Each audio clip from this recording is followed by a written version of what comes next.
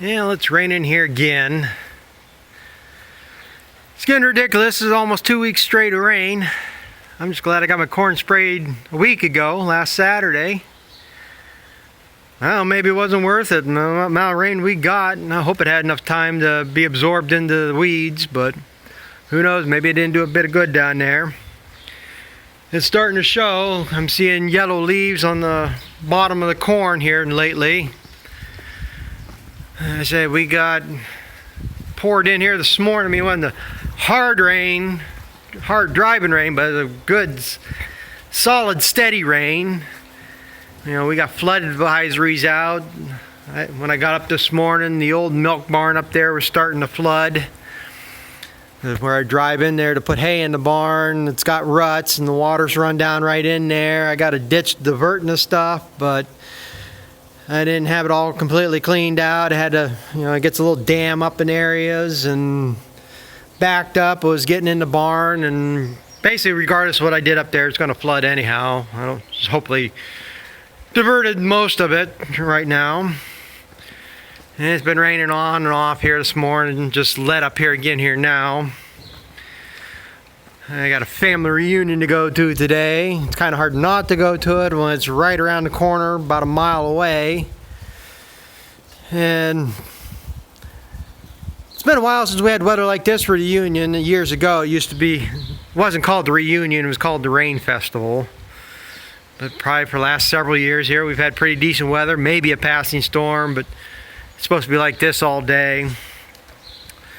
But the main thing I was going to talk about in this video, and maybe I shouldn't, it would have been a lot more entertaining if I made this video two days ago, because I was in a pissed off mood. This is just going to show, if you think your food supply is safe, that we're going to have an abundant food supply in this country, you're delusional.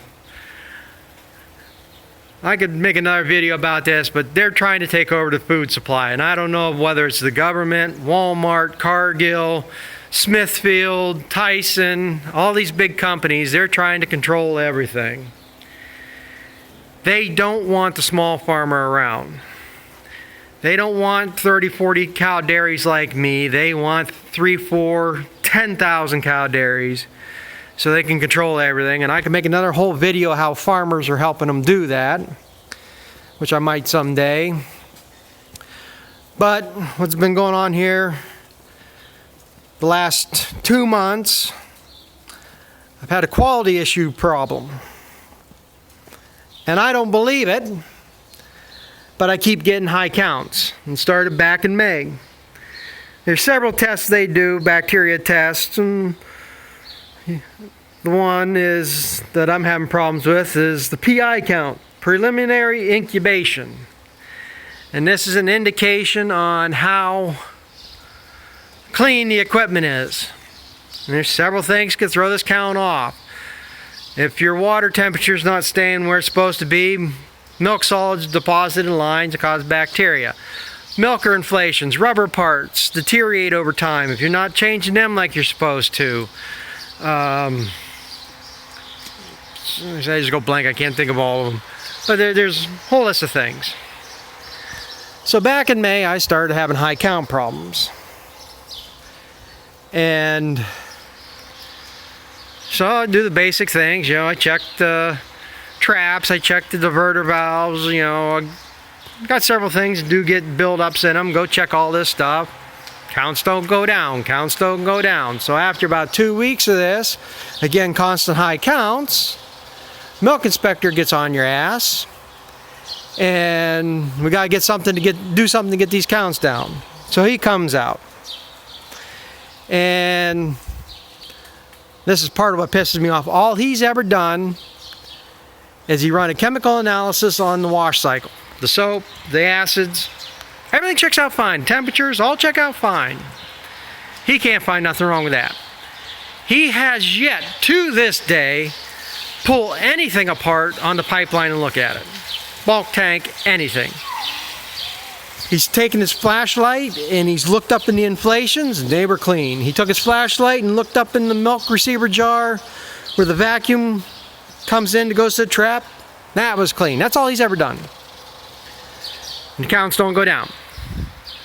Now another week of this goes by. Now I'm in violation. I got a $2 deduction for May.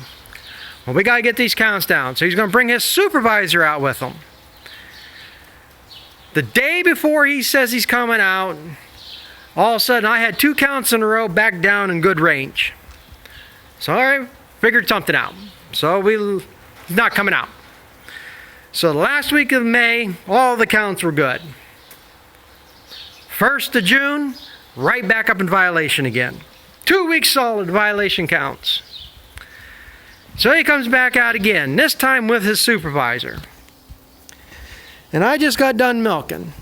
And I think it'd be high PI count, if you're not wiping the cows clean, got a lot of dirt on the udders, milkers fall off and suck dirt up or something. So while he's standing there, I pulled the filter out of the pipeline, showed it to him. I said, is this a high PI count filter? He says, no, that's clean. So we go through the wash cycle again. They run all their chemical analyses again. Everything checks out fine. So we're talking there. I told him, I've checked the diverter valve. I've checked the traps. I've done all this. And I think I've shown the trap before. He says again, yeah, you've checked that? And I says, if you want to pull that off, you can pull it off and check it. No, I'll take your word for it. Because that thing is a miserable thing to get back together. We pulled the pipeline. Anything he says, what do you think it is? Well, did you check this? I have. And I went and got a wrench or a screwdriver. I pulled the pipeline apart. Let him look up in there. Pulled caps off. Let him look up in there. The pipe that goes from the receiver jar over to the bulk tank. I've never looked up in that, but that should be one of the cleanest things on there because that's what takes the brunt of the soap cycle. And we pulled that down. Didn't find nothing. He can't find nothing. He writes up this list. This is good. This is good. This is good. They can't find this. They can't find this. They can't find this. They can't find this. Everything's good. They can't find nothing. 2 experts can't find nothing. I can't find nothing. I still got high counts. So while we're talking there, I said something to him. I said, well, what about the sanitizer? He's never checked the sanitizer cycle because you usually do that before you milk. Well, we could do that. So we checked the sanitizer. I use a powder chlorinated sanitizer. It came out 90 parts per million. And according to the label, it should be 100 parts per million. So, all right, add a little more sanitizer, another half tablespoon. Miraculously, the next tank, the counts were down. And while we're talking there, another thing was to find out if it's with the tank or with the pipeline. So he asked me if I'd be willing to pull samples and send them in with the milk hauler. And I said, fine, whatever you want. So what we did, for 4 milkings straight, I took a sample. When I first started milking, like after the second or third pump in the tank, I'd pull a sample right out of the fill pipe out of the tank. When I was done milking, I'd pull a sample out of the pipeline. And then after the tank shut off, I'd pull another sample.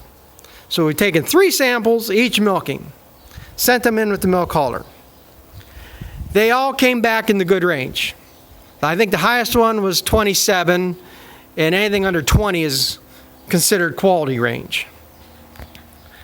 So, shows nothing. So all this time, there's nothing, and since that day, counts have been good. Well, the other day, I just happened to look at the website, and on the 11th, I had another high count. And that day, too, I get a letter in the mail from DFA saying that have had 2 quality violations out of the last 4 months. I get another one and I'm shut off. So that kind of pissed me off, but I'm not upset about that because, all right, there's a problem. We need to fix it. I know. I have no issue with that. The issue I have is I have 2 experts in here that can't find a goddamn thing. Oh, in June I got a $2 deduction too. Got 2 experts in here that can't find a thing. I can't find a thing. And I'm the one that gets deducted. They're the experts. They're not going to lose their job. They're not losing any of their pay or anything. They have no answers. And I try to explain to the milk inspector too. The one issue is how these tests are run. If you start getting high counts, you're basically going to get screwed. Because you take like today. The milk hauler picked me up this morning. Okay, I already got him milking in the tank. Tonight, I'll milk in the tank. He doesn't take that milk in until tomorrow morning. And then if they run that test that day, it takes, I'm not sure if it's 24 or 30, I think it's 24 hours. It's either 12, 24, 30. It takes time to incubate it. So by the time they get the test results back, he's already picked up another tank. But then it usually takes him another day to send me the alerts that I have set up on the website, and I already got 2 milkings in the tank. So if I do change something, go in there, clean something, I think it might be, it's 3 pickups before I find out if that was the problem or not, and then I already got 2 more violations. So anyway, I get that letter. I'm a little irked about it. But like I say, I mean, it's an issue it's workable with. So I called the milk inspector. Okay, for some reason, and he's told me this before, he can't call me. I don't know why. He says his calls will not go through to me. He can text me, but the calls don't go through. So I called him. I'm talking to him. We lose signal, I guess, because I lost the call. So I called him back, talked some more, and then we had a losing signal again. Now, the day he was here with his supervisor, they stood in the milk house. I showed him my call log. There's no missed calls from him anywhere on my logs. He called, stood here in the milk house, called me, and the phone rang. So I don't know, maybe it's a problem with the towers. He's over in Ohio. Maybe it's a problem with the towers over there, whatever. I don't know. But supposedly he can't call me. But we're talking there. I asked him straight out, well, what do you want me to do? I said, you guys can't find nothing. I can't find nothing. You know, I'm getting screwed here. And I'm the one that's at risk here, not you guys. And you have no answers. And the whole gist of this video, what pissed me off, that shows just where you stand in this world. He says to me, maybe you ought to think about going grade B. Now that really pissed me off. That just goes to show they don't want you. I mean, he has no interest in trying to help you. And I figured him out before here. He's 37, 38 years as an inspector. He's biding his time right now. He's ready to retire. He doesn't give a shit anymore. And I know what's going to happen. With all the keep losing farms, eventually they're going to reorganize this area. They've done it several times over the years. And they're going to end up giving him a severance package to get him to quit. And one of the other inspectors is going to take over this area. I know that's the whole thing that's going to happen. It's just a matter of time. And that's what he's doing, just biding his time. But yeah, like I say, they don't want the small guy around anymore. They want control of everything. And farmers are dumb enough to be helping them do it. And that's my belief. But like I said, I can make a video on that sometime too. But like I say, it's just disheartening to find out after 30 years that you're not wanted. They don't care. And that's my whole problem. Like I say, DFA, which originally was Milk Marketing Incorporated, MMI, they're a co-op. The purpose of a co-op is to pool together smaller farms to get the advantages the larger farms get. It's the same way with our local feed mill, same way with any other Cargill. Well, Cargill's not a co-op, but any other of these that you deal with, they no longer want to deal with the small guys. If you can't buy and sell by a semi-load, nobody wants you anymore. Even the milk haulers telling me they don't want the triaxles in the milk plant anymore. They want tanker loads. And I mean, like say, I've known I'm not wanted for quite a while. I get treated like I'm an idiot all the time. Nobody gives a shit about anything. But it's not just DFA. I mean, I can sit here and talk about the local feed mill. I can talk about the main equipment dealer, the company that put the pipeline in. I've been waiting 1.5 years for them to come and give me answers. I've been waiting for 1 year for them to come service the bulk tank. Just as anybody. They don't want to deal with a small guy anymore. They want that one big farm. They say they don't want to come here and sell a 5-gallon bucket of dip. They want to go to that 1,000-cow dairy where they're going to take in a 250-gallon tote of dip. You know, they can make more doing less labor. That's all it comes down to. And in the end, it's going to be the detriment of the United States food supply,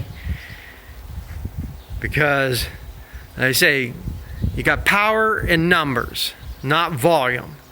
And you're better off with 10, 50-cow dairies than you're going to be with one 500-cow dairy, because you can go in there and get that one guy with that 500 cows to do what you want to do.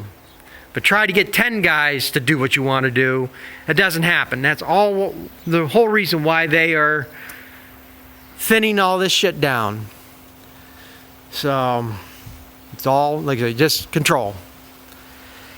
And I guess I'm going to have to go put my rain suit on. I got to mix feed so I can clean the other half of this barn. And there's another wave of rain coming right there. And I don't have an enclosed cab skid steer. I don't have a cab on tractor on the mixer. So I'm going to get my ass wet. So I'm going to have to put a rain suit on. Well, I guess. Thanks for, if you got lasted this long listening. Thanks for watching. And I'll catch up with you later.